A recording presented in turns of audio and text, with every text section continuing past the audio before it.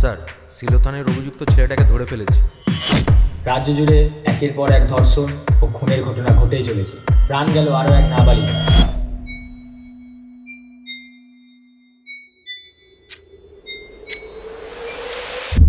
আজ কোনো পলিটিক্যাল বাবা ওকে বাঁচাতে পারবে না।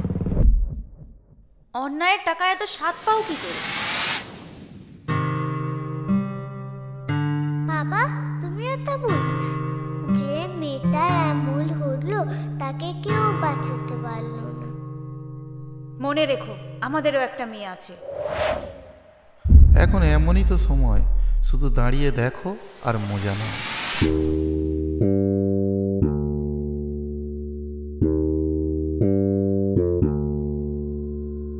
তুমি খুব ভালো পুলিশ হও না পাপা, সবাই তোমার প্রশংসা করবে। কি গো, এত রাতে কোথায় যাচ্ছ?